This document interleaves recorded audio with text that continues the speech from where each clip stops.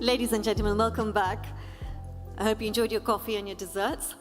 So just before we start our final deliberation, can I just remind you to please use our social media accounts. I understand many of you have taken some pictures today, and some have been posting online. Feel free to tag us. So again, just to remind you that our Twitter accounts are Unbounded Global, and the other one is at worldlaw_1. Our Instagram page is at @the_neutrals.org. And the hashtags, which you can see just behind me, are the ones which we are using this afternoon. Feel free to tag us, interact with us. We're also on LinkedIn as well. And of course, we will network with you. We'll interact with you on there. So thank you for that. Right, ladies and gentlemen, deliberation 5.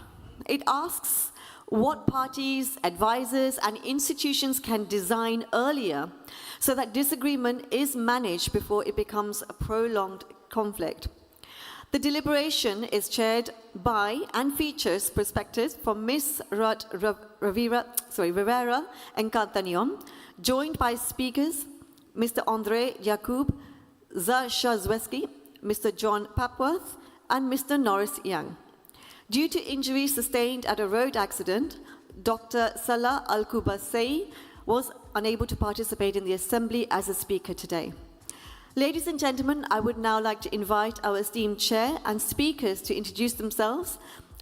And just before we do, just remind you that the timer is in front of me, so please do follow the guidance on there, and please do stick to your time allocation. And please feel free to interact amongst yourselves and amongst with us here, with the leaders and with the chair and with the speakers on the stage as well this afternoon. This is your opportunity to speak as well. So ladies and gentlemen, let's welcome on stage, let's give a big round of applause to Ms. Rivera and Cantanion.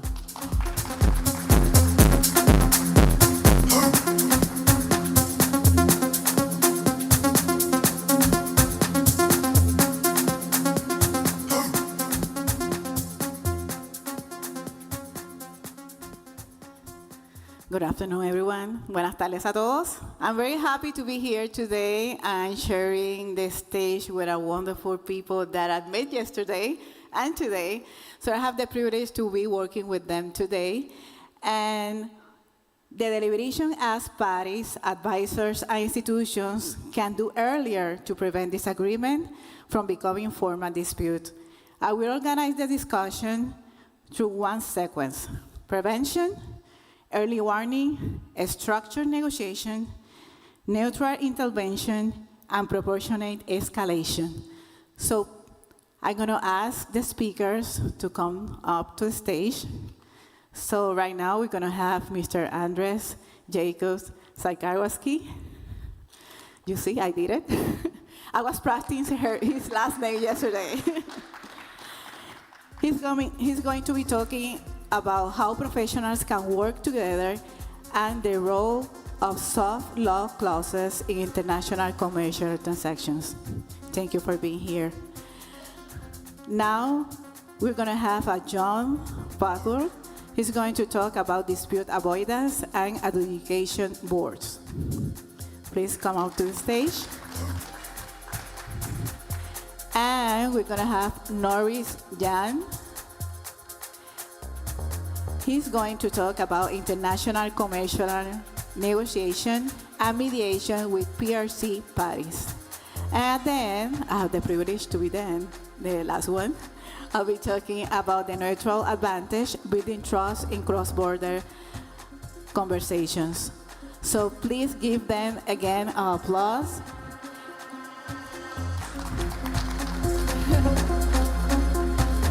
And I think we're missing Norris. Norris Jan is here. I think he's outside. So please welcome Andre. He's going to take the stage and he's going to introduce himself. Thank you.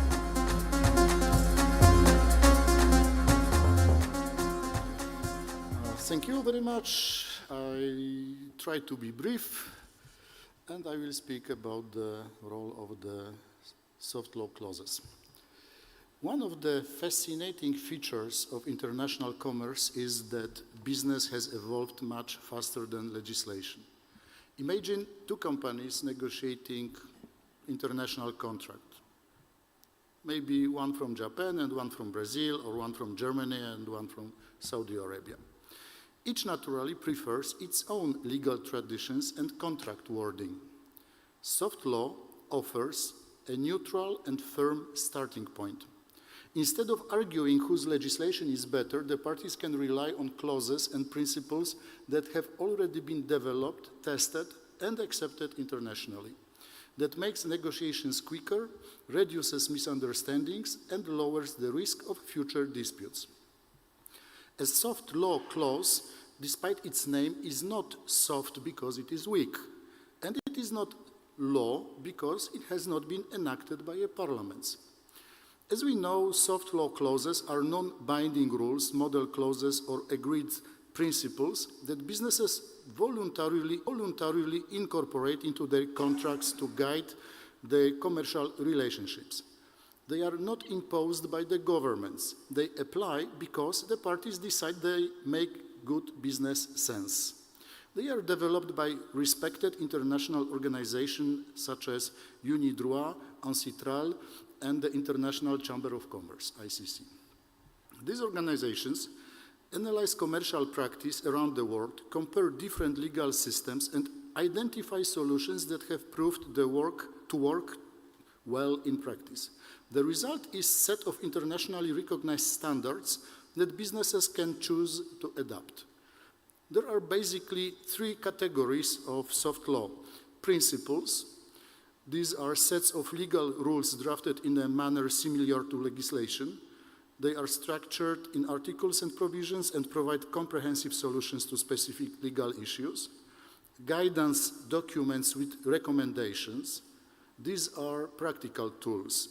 They do not merely explain the law, they provide advice based on decades of commercial experience and identify what may fairly be described as international best practice. And finally, model clauses. These are perhaps the most practical instruments of all. The clause has been tested, refined, and accompanied by official commentary. We simply incorporate it into the contract. One of the best examples is a model arbitration clause published by the ICC, for example. Rather than drafting a clause from scratch, lawyers simply use wording that has already been carefully prepared and tested. A few lines of text inserted into a contract can prevent years of expensive litigation later. One feature deserves particular attention. Modern soft law instruments are not just collections of rules. They are accompanied by extensive official commentaries. Official commentary explains not only what the provision says, but why it exists and what purpose it serves.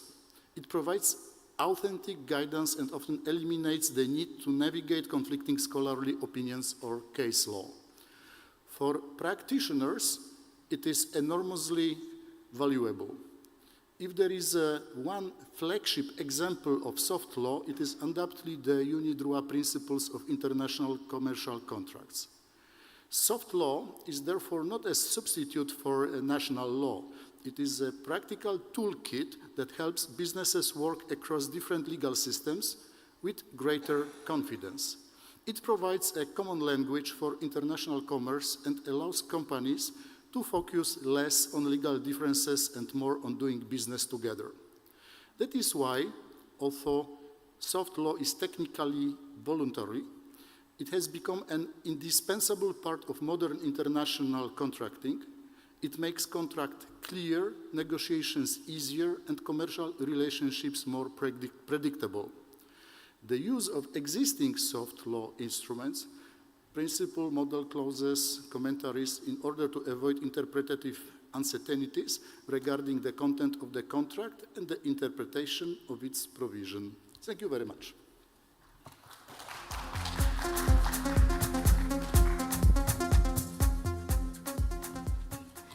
Thank you so much, Andre, for your input and talking about the soft laws and the importance to have clauses in the contracts to help us to facilitate negotiations when conflict arise.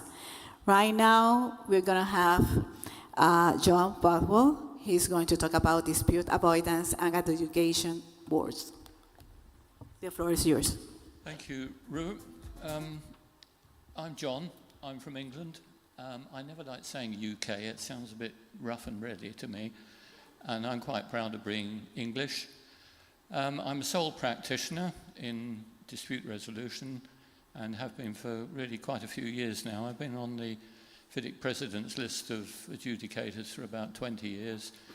Areas of work geographically: Eastern Europe, East and Southern Africa, a little bit in the MENA region. They don't really like dispute boards very much there, but anyway, we've done a few there. And the other place, more recently, has been the Philippines, which is an extremely dynamic area. I don't know where they sit in the league table of economies now, but they're aiming high, and I mean high. And the projects are running into billions. The way these things generally work is that the money is loaned to a country by the World Bank or some of the other multilateral development banks. In the case of the Philippines, it's the Asian Development Bank. The amounts of money are huge. The package that I've been working on as the chairman of a board recently was worth a cool $600 million US. I think that's going to be doubled. It was due to be over a period of 4 years. It's more likely to be 8 years. That's the 4th out of 6 packages. I've recently been appointed to chair, to take part as a wing member in 3 boards on the Metro Manila subway project, which, as you'll gather, is an underground train system, and they're building stations right down there, so you can just imagine the costs. So they really do need to spend more time building them. They've got a lot of work ahead of them. Completion date for mine in the Philippines at the moment is put as the year ending in 9. That depends who you talk to. For the subway stations, it's year 32. And that's if I last the course. I'll clear up a few general points because it's obvious that I've been sitting amongst a lot of very good people who know everything about taxation and things related to it. My ignorance of those subjects verges on total. It was pretty awful this morning, but things have improved during the day, and I've been very interested listening to you because a lot of what you've been talking about tend to be rather annoying disputes for the project teams because they don't really want to know about taxes, they want to know about building things. So we do have instances where there are taxes which are brought in. Now, they really are a nuisance, and usually on the back of legislation which is brought in, which really is a nuisance. And the other one is movement of people to work on the projects, because most contractors are expatriate into the country in which they're building. So obviously they bring a lot of expatriate staff with them, and they will also bring in the more manual staff from countries which are perhaps from neighbouring countries, but these people are still expatriate into the country of the project. So we can have a bit of fun with that. Often we need people like you, who of course are all experts in it, so the next time we meet you could well be a well-meaning and I hope well-prepared expert telling me all about the taxes in the country that you're in. One of the straplines that we had on one of the slides was cross-jurisdiction. As you'll have gathered from what I've just said, we come across all different types of law. I'm obviously, being British, I come from the common law system. So those of you from Africa, Ireland, you'll be fairly familiar with that. We deal with people who aren't from common law countries, but the civil law is not the same worldwide. It's actually quite interesting. So if you really want some fun and games, if you look for work in tax and things like that in different jurisdictions, well, I wish you well, and I'll wish you even more well if you can help me solve some of the problems. During this, I can tell now, having listened to you, that there are certain expressions, mainly acronyms, that you're not going to understand very well. FIDIC is an acronym for the International Federation of Consulting Engineers, which is based in Geneva. And if you'll forgive me, I need to tell you this because FIDIC hold that president's list of which I'm a member. And within the FIDIC contracts, which come in different colours, so really original thinking, we call them the rainbow books, and they can be bought at fairly considerable cost off the website. FIDIC is an engineering organisation, but it has a president's list of dispute board members, and they are important. I'm not saying that because I think I'm important, but they are important. I shall also introduce you to the International Chamber of Commerce, which is not a dispute board or a dispute resolution organisation. In their email, in their website, is ICCWBO. That's World Business Organization. So they will appoint dispute resolution practitioners, but they're not a dispute resolution organization. I would say before I start that if you are looking for a dispute board member or you want to be one, there are two qualities that I think you have to have. One is courtesy, which I'm sure is meat and drink to all of you, that you do have to be courteous. If you've got disputing parties towards you, then some of them might get a little bit agitated at times. And if they start being rude either to you or to anybody else, you just have to say, look, we're all professional people here. However badly you feel about something, you at least owe it to people to be polite to them. The other thing you need, which you will find is tested, is patience. Some people have it, others can lose it a little bit. I've actually not seen anybody really lose it. So if you hear these horror stories, which are supposed to sound funny, about people throwing things and climbing over the table, I've not had that experience at all. And where courtesy is concerned, I have to say, I've been treated unfailingly courteously. Now, have you ever been to a meeting like that? Because this is where a DB will perhaps meet people who've slipped into a situation where they don't really care for each other very much, and this is the challenge. You've got to cool these people down. You don't join in the shouting, but you just say, right, okay, thank you very much. Please sit down. Can we go on with the meeting? You'll have your chance to speak. So DBs is the generic expression that I'll use. Dispute boards is the generic expression in full. This one over here, the DRB, will be more familiar to people who come from North America. They produce recommendations which are not legally enforceable, but they let the parties know where they are on issues.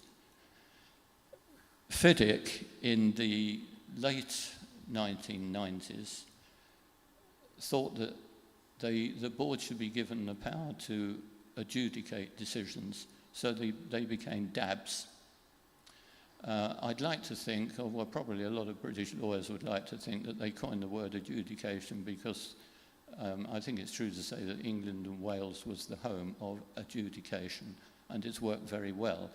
But that they produce a decision which is an enforceable instrument by a competent court or by an arbitral tribunal by way of the New York Convention. And the DAB, just to make life difficult for you and to give you a real mouthful, is a dispute avoidance and adjudication board. So the first A, avoidance, is now in there explicitly. It's always in spirit, being in a DRB and a DAB. So how are we going to approach this beast of a DB? Well, the first thing you've got to do is to appoint it. It's usual that it'll be a 3-person board, and each party will appoint will nominate somebody. The 2 nominees will get together and agree on a chairman with the consent of the members. If that doesn't work out, they have to go to an appointing authority, maybe stating the obvious, but it's much better if you can appoint the board yourself. We carry out site visits, typically 3 or 4 a year. That's quite a long business if you've got to fly from Europe down to the Philippines. Dialogue, that's probably the most important number. You've got to talk, get them talking, certainly to you and hopefully to each other. At the end of a site visit, we do a report. It's our report. It's not minutes. It's our report of what we see. So for those people who've written to me in the past and said, oh, I didn't say that then, and blah, blah, blah, look, this is not minutes, right? So calm down. That's our report. We know that you didn't agree with it, but we've actually recalled that there was disagreement. And the continuation is that you conserve, well, I told you, didn't I, about the length of some of these projects. And that's where the patience come in. It's not just patience with other people, but having the patience to see these projects through. So it's left very much up to the parties how they make all of this work. Appoint early. Don't wait because you think that the board's going to cost too much money. You'll see how little it costs. Get them on board early. And if you are appointing, if you know somebody, you probably think, well, we'll appoint this person. Fine. Other people you know, so you don't appoint them. So it's up to you how you can make this work, get the right people in. If you know of anybody who's been through a project where there's been a dispute board, ask them how they found the board. What were they like? I mean, if they were no good, I want to know now. So let's choose carefully. Fund the function is don't appoint people because they're cheap. If they're cheap for all the wrong reasons. And I needn't go into that, but it's a false economy. If you get somebody who's no good as a DB member, then it's money down the drain. And the access here is to prepare for visits. That's both the board and the parties.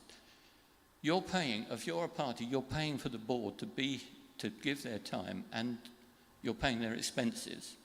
And business class airfare is up and down a few times. They can start to wrap up. So you've got the time with them. Use the time with them. Make sure there's an agenda agreed before the meeting. Be candid and courteous. Well, there's that word again, courteous. I always say that you can speak. No interruptions, please. If you've got anything to say, I know you're probably a bit excited, but you'll get your turn, so please. And what I also say is, no hidden agendas. If you want me to help you, don't have hidden agendas and don't have skeletons in your cupboard. So what should the board do? Listen. And you see what I always say, use the ears more than the mouth. Just sit there quietly and listen to what they say. That is until you think they've said enough, and then offer the other people the chance. But listen, because these are people who may have issues and problems. and you want to know them, so give them their chance. If you speak to people, try not to give them an impression that you're disagreeing with them or that you think things aren't quite like that. Ask them to explain something. And very often you can let them know how you feel about something by the look on your face and by your voice. If somebody says something that sounds a bit odd, you can say, "Oh, that's very interesting. And can you explain that?" Ask them how the board can help them. We have this beast called informal assistance, and it's got a capital I and a capital A in the FIDIC books because it's a defined expression. And it's there because sometimes the parties get in a bit of a muddle and they might say, "Oh God, we've reached the end of the road, can we ask you for informal assistance here?" And usually this takes the form of short submissions. They can be oral plus written, they can be oral. Your informal opinion can be either or. I've given oral informal opinions, and they've worked out very well. They've thanked me very much for them. And the result of an informal assistance, that's not legally enforceable. So if you're looking for something with teeth, you're going to have to ask for a decision.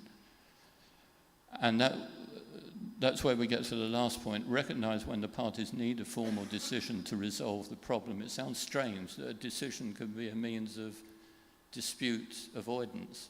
Have you got a real problem here? Was the ground bad? Was the weather bad? Was this, a reasonable way to interpret the specification? You can give them what you think is the right thing, and then if they're still disagreeing, you can only say, well, look, if you want to have something with teeth, you're going to have to ask us for a decision. For a decision, by the way, as a DB, you get 84 days. And if I got my maths right, I think that's 12 weeks. Sounds a lot, but when you get several megabytes of information, believe me, it goes quickly. Now, this is interesting because King's College London carried out an international survey. And look at that one, of the individual respondents, 98% put the typical total DB cost between 0 and 1% of the project value. Now, I don't think that's bad value for money, so why don't you appoint them? And at the end there, 79% of responders said that the DB's decision was hardly ever differed from in a decision. You're probably thinking, have you ever had a decision overturned? Well, I personally haven't. But the last note I took at a conference where somebody said a decision was overturned in arbitration, 1.75% of DB decisions are actually overturned. So I can only assume that they overindulged in the gin or something like that and got it really wrong. Some web addresses for you. FIDIC.org, that's easy. ICCWBO, that's easy. DRBF, the Dispute Resolution Board Foundation, is not an appointing body, it's a training and promotional body. That's based in America. DRBF.org, it's a members organization, it's run by the members. CIR, you know who they are, don't you? Chartered Institute of Arbitrators. They've got a set of rules, a bit difficult to find actually. You need to go on the website and just use the search. The 3A's dispute resolution for the Americans. King's College research can be found on that. I'm sure that you'll be given these web addresses if you're given these slides. Now, of course, a few minutes ago, this lot were at each other. I hope by the time that they've gone through the process of a DB visit or 2 or 3, they'll be a bit more like that. Anyway, thanks very much for listening. Nice to be with you. Thank you so much, John, for introducing us, at least for me, for DRB. It has been great hearing you. Right now, we're going to have our Norris John with International Commercial Negotiation and Mediation with PRC Parties. Please introduce yourself, Norris.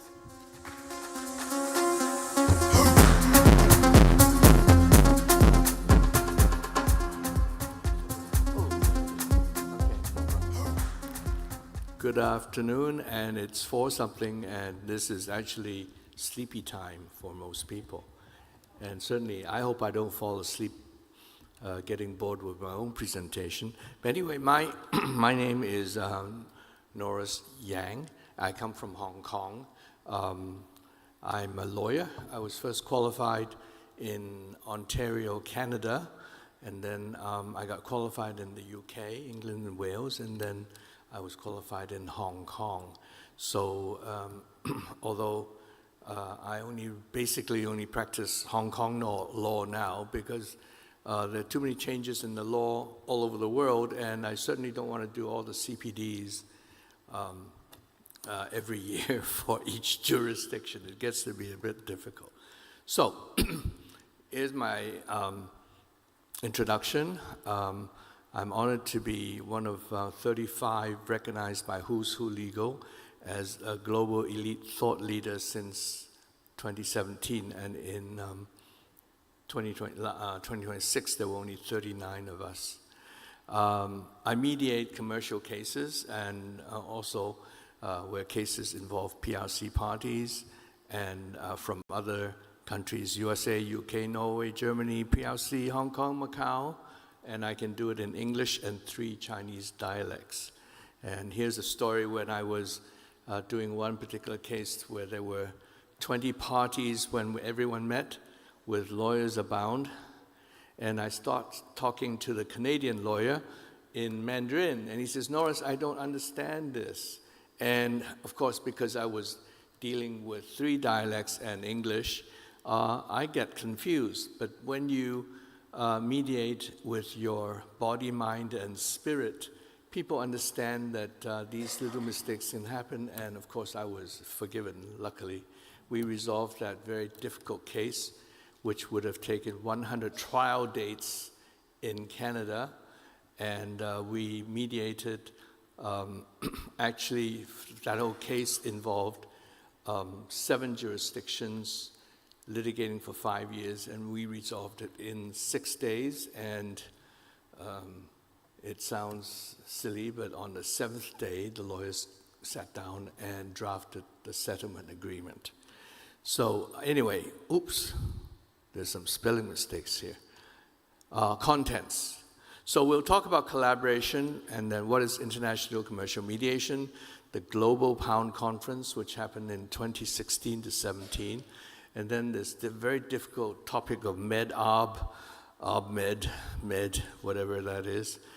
And we'll talk about General Sun Tzu, which I'm sure some of you have heard. He wrote a book on the art of war. And one of the most quoted phrases is, know yourself and know your counterpart. But in the art of war, they talk about your enemy. But since we're not fighting wars, hopefully, there's no war coming in. Counterpart is a better word, which I substituted. We'll talk about tea, food, and drink if we're dealing with Chinese people from the People's Republic of China. We'll talk a little bit about interests, needs, and concerns, which I'm sure some of you who are in the adjudication business or mediation, you know that, so I will be repeating to you. Then we'll have a quick concept of face in China. What is face? We'll have some Q&A if there's any.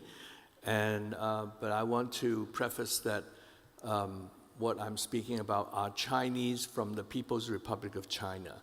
Chinese people from Hong Kong, Taiwan, Singapore, Southeast Asia, Chinese people living in the United States, UK, or Canada are different, or Australia. They're different. So basically, we will concentrate on Chinese from the People's Republic of China. Okay, collaboration. Now, this is a hot topic For Europe nowadays, I hear that Spain, UK, France are having a heat wave, and so that's why it's such a hot topic, and there is a clamor for air conditioning. And so here is a photograph which I just love because it is collaboration, and look at how they're installing the air conditioning set. 3 guys. If any one of them falls, the other 2 will fall. It's just amazing. It's collaboration. 2 people holding up the equipment to install it, and 1 guy who's a little bit on the heavier side, standing at the end of the ladder, keeping them safe. Now, the next one is a video of a hawk. And this is a video which I can't possibly explain by talking, but it's audiovisual, so you can hear the commentator talk about collaboration in the nature world against a predator, okay? So since mediation is all about parties working together, collaboration is what makes us different from most animals. We don't collaborate simply on instinct or just to get food. We can collaborate on any issue we want to because we've got the brains and the ability to make decisions related to much more than just survival or getting food. So I'll let you watch this.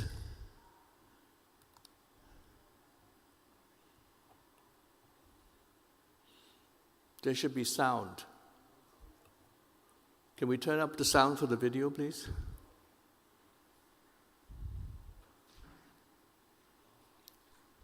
It's one of the fastest birds around. And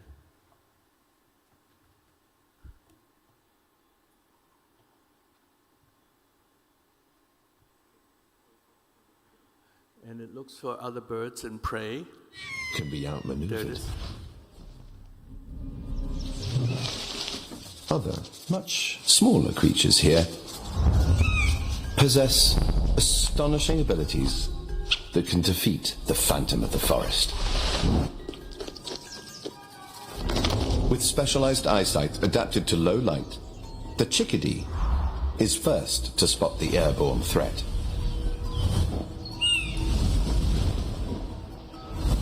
And first to raise the alarm. A coded message broadcasting the hawk's position and speed. Squirrels not only recognize the chickadee's call, they've learned to mimic it. Almost perfectly. In seconds, the warning is retweeted from one animal to another. It relays through the forest at over 100 miles per hour. More than twice as fast as the hawk.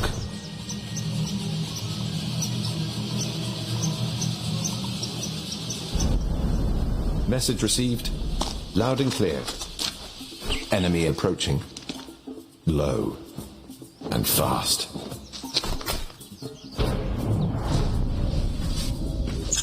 When the little guys look out for each other, it keeps them one step ahead.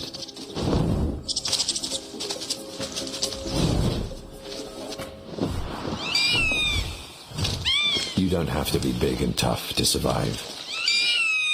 What you really need are friends. Welcome to the world of animal alliances, where creatures communicate and collaborate in wonderful ways and form the most unexpected partnerships. Isn't that great? Creatures collaborate and they can hold off bigger and strong animals. And I think people and countries can also think that way. I can think of examples of where there's there are hawks all over the place. And the smaller countries might feel intimidated, but if they all work together, well, you know, maybe you can do something about it. Okay, so here's a challenge. If you see this in the jungles, I think you'll be intimidated. This is an Asian animal. I didn't use a lion because lions are only available in Africa, but tigers are all over, all the way from the Siberian tiger to the northeast tiger in China, and tigers in India. So this is a formidable animal. And when we see this animal, there is an instinct called flight or fight. So as Prime Minister Carney of Canada responded at Davos, he says, you might be invited for dinner, but if you're not, you might be on the menu. You're the menu. So that's why when you see a tiger, he's not inviting you to dinner. He's inviting you to be on the menu. So we've got different tigers. Here's one with the mouth open, but he seems to be friendly, at least to his friend there. And of course, this is a small tiger. And cats actually act like tigers, but they know their spot. They know that they can't attack big animals, so they attack animals which they can win. And if you're a cat owner and your cat is allowed to be outside, you will often find their trophies outside your door, such as snakes, rats, dead ones. Hope they're not rotting as yet, or cockroaches. Cockroaches don't like cats. Cats don't eat them, but they play with them. And here's another cat. But I think for some half of the population of the world, the males, the most dangerous cat might be this one.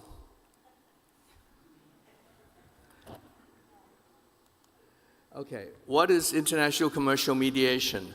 UNCITRAL mediation rules in 2021 says, mediation under the rules is a process, whether referred to by the term mediation, conciliation, or an expression of similar import, whereby parties request a third person or persons, the mediator, to assist them in their attempt to reach an amicable settlement of their dispute. The mediator shall not have the authority to impose upon the parties a solution to the dispute. So it's quite implicit, it's not evaluation or adjudication, but facilitative mediation, where the parties arrive at their own solution and not through the suggestion of the mediator, who should be unbiased and neutral. The good thing about the UNCITRAL rules is it's drafted in Arabic, Chinese, French, Russian, French, and Spanish, and they've gone through dozens and dozens of meetings arguing about each particular word in each of the languages, so it's quite precise and it's been reviewed thoroughly. So I like to use the UNCITRAL rules. Now, I want to refer you to the Singapore Convention on Mediation in 2020, where member states have ratified, member states that have ratified the convention agreed that mediation conducted in their state can be enforced in another ratified state. Now, there's 60 signing countries, but only 22 states have ratified the convention. And 3 of the 5 Eyes, UK, Canada, and New Zealand, have not even signed as a member, and Western countries in Europe, like France, Germany, are not signatories. And China and US are signatories, but they have not ratified the convention, so you can't enforce them in China or the USA. Most of the ratified states are in the Middle East, Eastern Europe, Far East, and African states.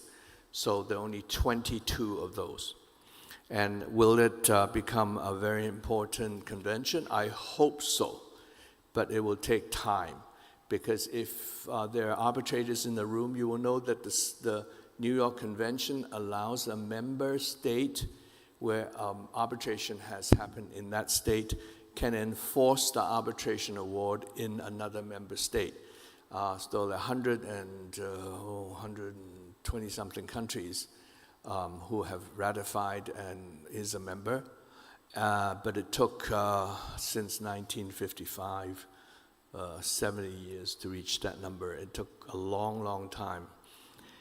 And so hopefully the Singapore Convention will have more member states ratifying in the future. Now, I'm going to talk about the Global Pound Conference in 2016 and 2017, because in 1975, Dean Ezra Pound, who's Dean of the Law School of Harvard Law School, organized a Pound Conference in around 1975-76, where they looked at dispute resolution and how to promote it. And that conference was a landmark conference in those days. And the GPC was to celebrate the Pound Conference at its 50th anniversary. So 2016 is about 50 years. And they wanted to know about how people would react to the recent dispute resolution processes that are around. And so they had, in 24 countries, around 28 cities participating. Sometimes it's a one-day conference, sometimes it's a two-day conference. It started off in Singapore, and what happened was they had a conference that was basically organized in the same manner. And during the conference, they would ask participants certain questions to see what their answers would be. And then they did a final analysis of the global results. And so here are some of the results. I hope you can see that. And you see that there are external lawyers, there are in-house lawyers, there are non-adjudicative providers such as mediators and conciliators, and then you have adjudicative providers such as judges, arbitrators, and then you have parties from the legal practices, and you have the customers, the institutions. They ask them different questions. So in session 2, question 4, it is, who is primarily responsible for ensuring parties involved in commercial disputes understand their process options and the probable consequences of each process before deciding which one to use? And the global answer was external lawyers, and the second most important one was in-house lawyers with 55%. But if you looked at each participating group, because everyone who answered these questions had to list which group they come from. So there were 6 mentioned groups, and then the 7th is other. Now, for people who believe that the party should have more say, it's in-house lawyers. And for the external lawyers, it's less so. So session 2, question 5. Currently, the most effective commercial dispute resolution process usually involve which of the following? And the one with the highest response is, I can't read this, combining adjudication and non-adjudicative processes. And so there were 50% who preferred that. And if you look at the party, they prefer pre-dispute processes. So before you even litigate or send a notice for arbitration, they would like to have some process in order to talk to each other. Okay, so now the lawyers think differently. They always want to litigate. And in Hong Kong, I have some people referring to me as a bad lawyer because I keep promoting mediation. And the lawyers, even some of my friends say, why are you breaking my rice bowl? Because I could have had 30 days of trial dates, and now you've reduced it to 2 or 3 days of mediation. So I'm a bad lawyer, supposedly. So there are, these slides are available if you ask. I put it in a PDF file, which the organizers can send to you. So I'm not going to bore you with too much of these things, because you can find them reading it, and the words are so small I have trouble reading them anyways, even on the slide. So there are quite a few questions, and here's a little cartoon that says, here's the meeting agenda. It's going to be a long one. Generally, we prefer a shorter agenda, but an agenda is absolutely essential, because if you don't have an agenda, if you've ever been to a meeting where there's no agenda, you will see it's really chaotic. And the photograph earlier of people standing up and arguing with each other becomes a reality. Now, here's something do you want to see. This is a lawyer. He's talking to his client. That's right, Mr. Spiffy. I'm just calling to wish you a warm and cheerful holiday. And then he talks to his secretary, charge this call to the Spiffy account. Now, sometimes another situation is the lawyer invites the client to a lunch, and then he would charge the time for lunch and also the lunch as disbursements to the client. That can happen, but certainly it doesn't happen in mediation. Med ab met, it's a controversial subject internationally, but dealing with Chinese people, they prefer to negotiate first or to mediate. Now, the problem is once litigation or arbitration is initiated, it's like a declaration of war. And the PRC parties feel obliged to defend with rigor, and sometimes a face-saving tactic as well too. Because somebody sued me, I'm going to fight back and defend myself. So in the contract itself, please negotiate, then have clauses that says negotiate, then mediate, then arbitrate, or negotiate, mediate, then litigate. So have these dispute resolution clauses. It should be clear, and you should clarify the language of the contract, which language of the contract is being used, and also the jurisdiction of the law. Be specific. Friendly negotiating is good faith is not good enough. You probably need to include timelines, and then determine the jurisdiction of the mediation, the center, the language to use. Now, bear in mind that in Hong Kong litigation, court orders can be enforced in China, and court orders in China can be enforced in Hong Kong. So it's a bonus. And for Hong Kong arbitrations, it's the easiest jurisdiction to invoke interim measures in China to ensure that people haven't dissipated their assets and so forth, okay? So the China International Arbitration Center, the Asia Pacific International Arbitration Center, both have med and ARP regimes. People usually prefer to use their own language or dialect because it's just familiar to them. And I would suggest that you retain your own translator or choose a mediator who speaks the language or dialect. But you know, it's tough on the mediator having to converse in one common language and then go to 2 other languages trying to explain everything. It's tough. I've done that, and I can only tell you that at the end of a mediation like that, my best friend at home is a nice glass of red wine. Okay, the mediator should declare any potential conflicts of interest. So choosing the mediator, the experience, some industry knowledge might be useful.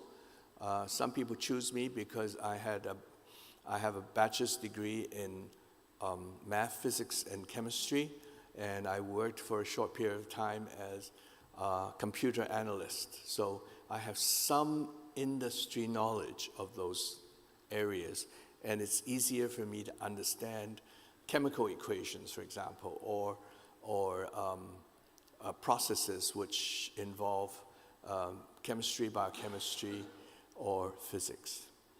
Now, in China, domestic mediations, and I'm not an expert on that, are generally using what I call village chiefs or family chiefs or judges, and it's more like an evaluative mediator. So for international commercial mediations, I am strongly suggesting to the Chinese government and to the law societies that they should be using facilitative mediators as with what Yun Sitro is defining, because I as a foreigner cannot trust the village chief of China, and the Chinese party will not trust the village chief of my jurisdiction.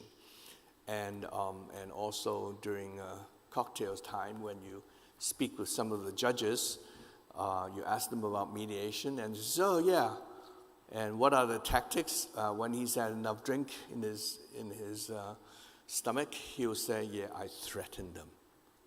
And what he does, he talks to one party, you know, if you don't mediate, what if I rule that you lose? And he talks to the other party the same way, and that is a lot of pressure to mediate. And personally, I don't think it's a nice way. The PowerPoint is, I can't see the PowerPoint here. Okay, 孙子, know yourself, know the counterpart, and so this is very well known, and it says the next phrase is, you will win every battle out of 100 battles. But I don't like to use the word win. I like to use this doll. Have you played with this doll where you push it down? It'll come back up again. Is it Wollygog? Is there a name for it? I can't remember the name. But I like this, so if you've fallen into the gutter, you can always get up and try again. So they can't push you down permanently. You'll always be coming up. I prefer this interpretation. So know yourself is, what kind of a negotiator are you? How do you negotiate? Are you a bull where you push and charge ahead, not caring what other people will think? Or are you a judge where you look for fairness? But then even as a judge, each person has their own value system as to what is fair or not. Or are you an ostrich who hides? Or are you a friend, or in Spanish, amigos, who will do their best to accommodate you? Or are you a pragmatic person? So you have to know yourself. What kind of negotiator are you? And what kind is the other side? But bear in mind that however bullish you are when you negotiate with a business counterpart, most likely you'll be an amigos, a friend, when you negotiate with your children.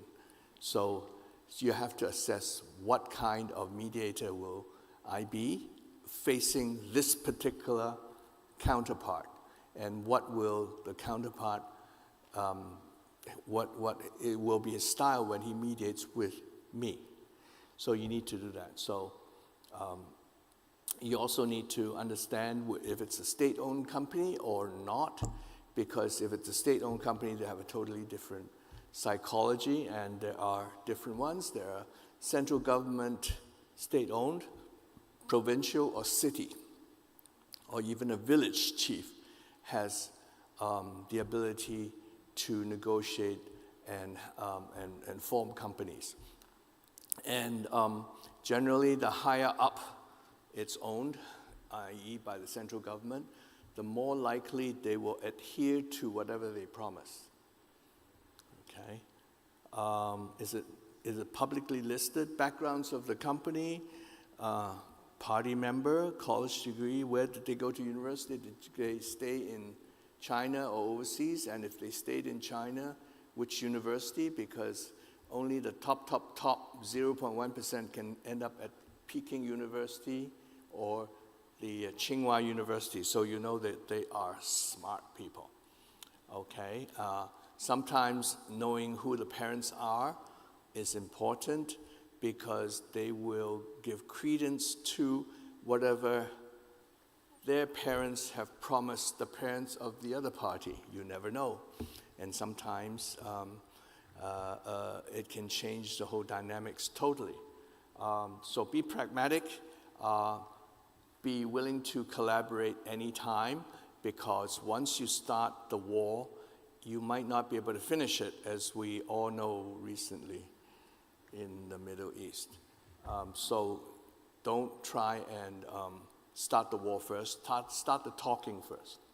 Okay, so now Chinese use macro thinking all the time. So that's why in China you hear about 5-year plan, 10-year plans, 15-year plans, 30-year plans, because they look at the macro situation. So, and Westerners, not necessarily. So micro is, if we look at dates, we will put year, not rear. Why did I put rear? Not the rear end. Year, month, and day in that order. And address is country, province, city, district, road, and number, building name, floor, and unit. Whereas I think in Western society, particularly in English, addresses are unit number, floor, building name, number of the road, district, city, province, country. So you will understand that Chinese think in macro first. They can deal with the micro, but the macro must be adhered to.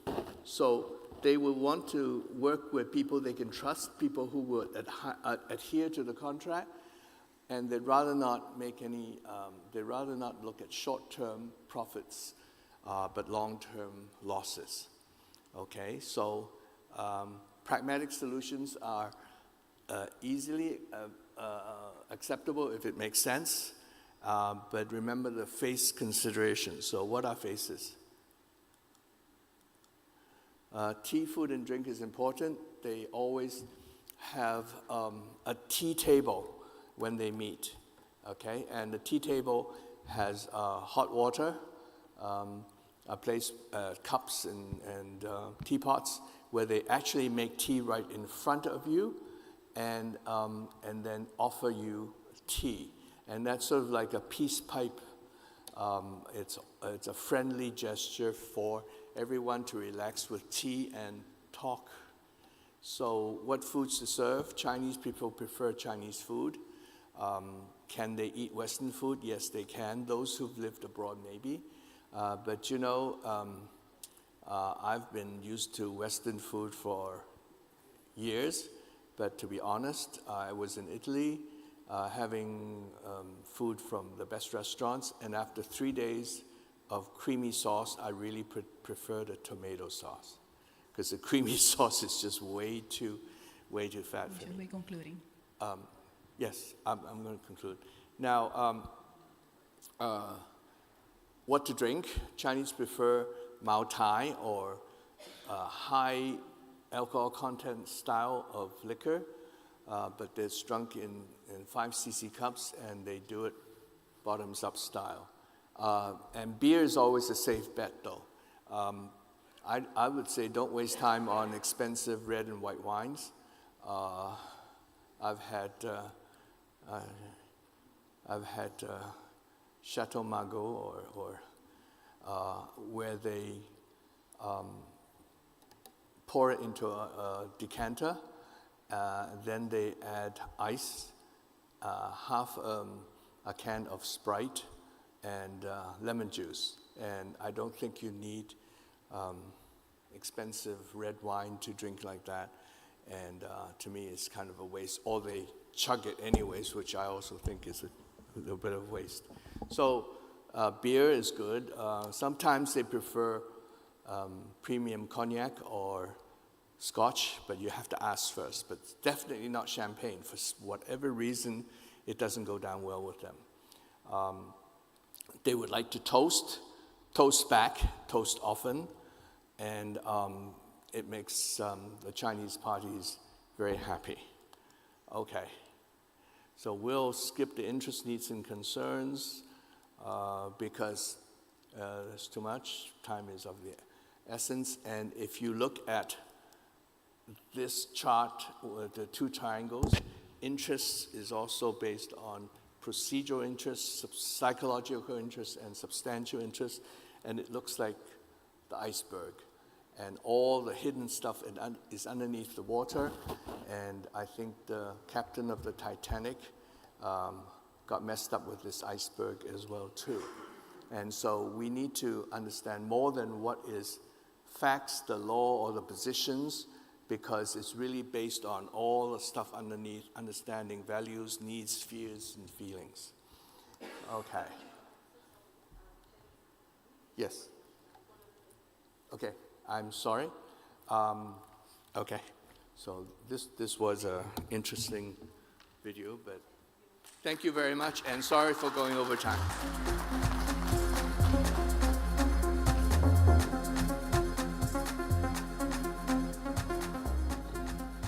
Thank you so much, Norris, for talking to us about commercial mediation. I'm going to introduce myself. I'm going to be quick and short. I know it's late. So my name is Ruth Rivera. I'm a lawyer, but I have been doing mediation and arbitration for almost 20 years. I specialize in commercial mediation, workplace mediation, organizational mediation.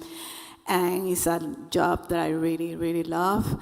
All my colleagues have been talking about mediation in wonderful ways, so I'm not going to be repeating a lot of things that they mentioned, but I want to talk about trust during conversations and negotiation in across borders. So for me, trust is not just a negotiation skill. I think of trust as infrastructure. We notice infrastructure when it fails, trust works in much the same way. We were talking about construction, it works the same way. When it is present, information moves, people take risks, and cooperation becomes possible. When trust is absent, even simple conversations become expensive and difficult. So we're going to talk a little bit about data. The economist Kenneth Arrow recognized this decades ago. Virtually every commercial transaction contains an element of trust. Yes, contracts matter. Yes, legal protections matter, but none of them completely eliminate the human decision to rely on another person or organization. And here's where cross-border work becomes particularly interesting. Look at this map. The willingness to say that most people can be trusted varies dramatically across countries. So when we bring people from different societies into the same negotiation, they may not arrive with the same baseline assumptions about trust, and that matters. If you are interested about these statistics, just find me later. I will send that to you. In some societies, more than 60% of people report generalized trust. In others, it's below 10%. This is not about saying one culture is better than the other. The point is that people enter conversations with different experiences and expectations. And those differences influence how quickly trust is offered, how it is demonstrated, and how easily it can be lost. And that leads to the central argument I want to make today. Trust don't have to be left to chance. It can be intentionally designed. Cross-border conversations add layers that domestic conversations may not have. Language is the obvious one, but there is also history, values, communication styles, decision-making, and power distance, and Dr. Norris was talking about that, and Circle Advisor was talking about that today as well. So a silence can mean reflection in one context and disagreement in another. Directness can communicate honesty to one person and disrespect to another. The danger is that we interpret unfamiliar behavior through our own cultural lens. Misunderstanding become assumptions, and assumptions begin to erode trust. This is where the neutral advantage begins. And when I'm talking about neutral, I'm talking right now about mediation specifically. A neutral brings something the parties themselves often cannot bring: distance from positions, while remaining deeply attentive to the process. The neutral is not simply managing conflict. The neutral is designing the conditions in which trust can emerge. We cannot force people to trust each other, but we can design a process that feels fair, predictable, culturally informed, and psychologically safe enough to people to engage.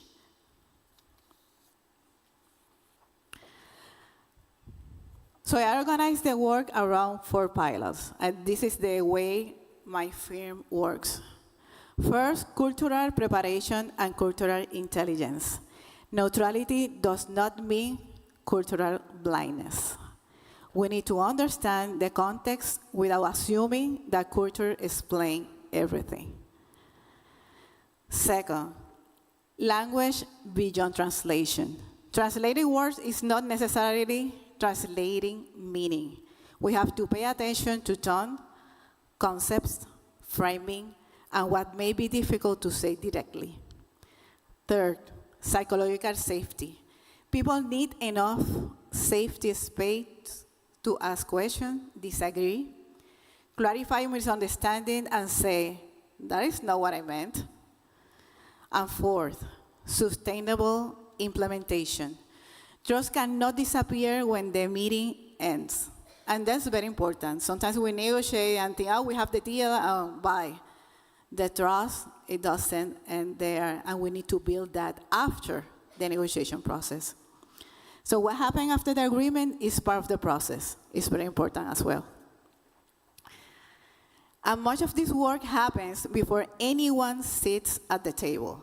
What does each party expect from the process? Who actually has authority to make decisions? What communication styles are likely to appear?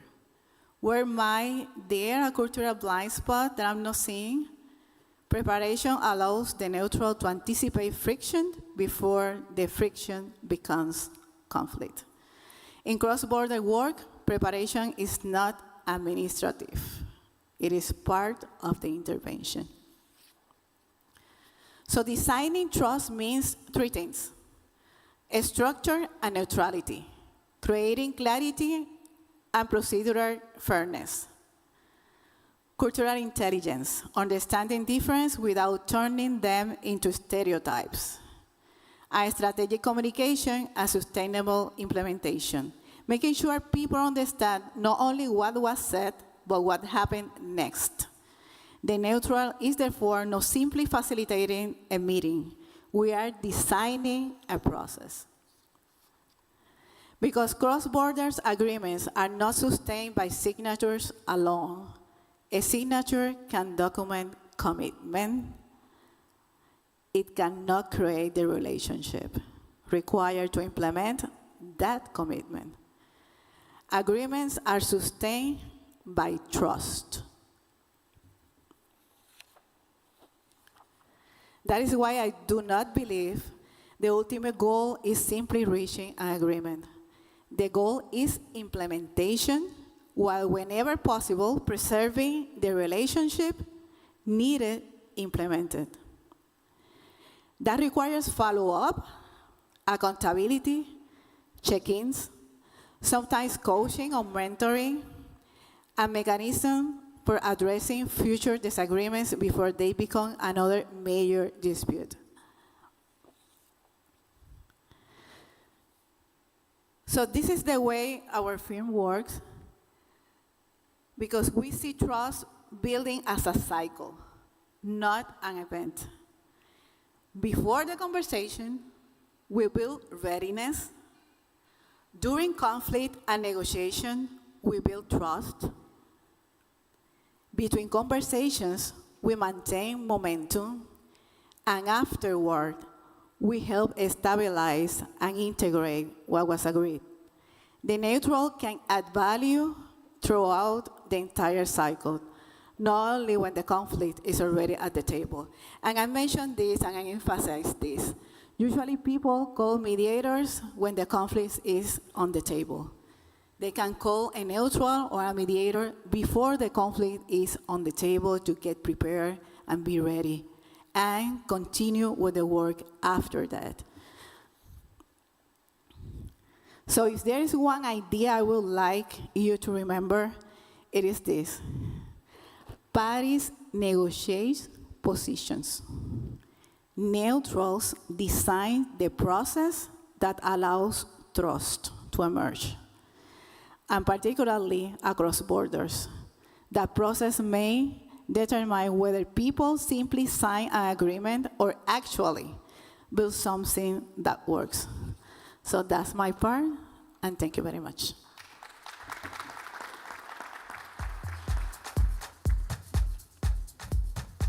So thank you, everyone. The time is up. We're not going to have time to have more questions to the panelists. But as you see, we have been talking about different processes that you can take advantage to prevent conflict and to mitigate any escalation that may arise. Thank you to the panelists, and thank you, everyone, to be here and hearing us today. Thank you.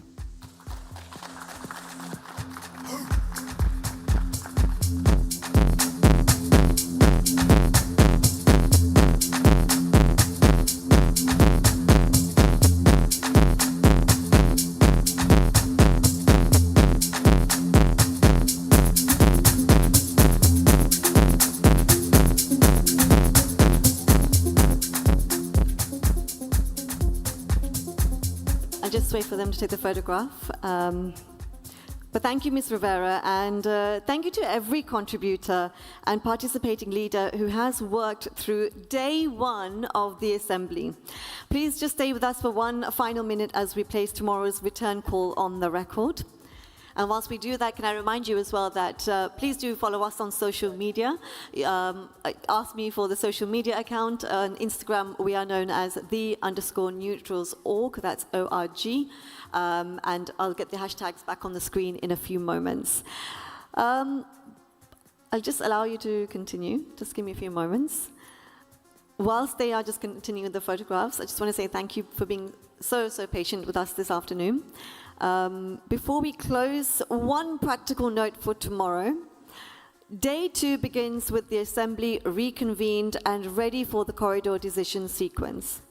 Please follow the confirmed arrival and room opening time shared by the assembly team, and make sure you are seated before the first live queue. Ladies and gentlemen, I'm proud to announce that day 1 of the Barcelona Assembly 2026 is now formally adjourned.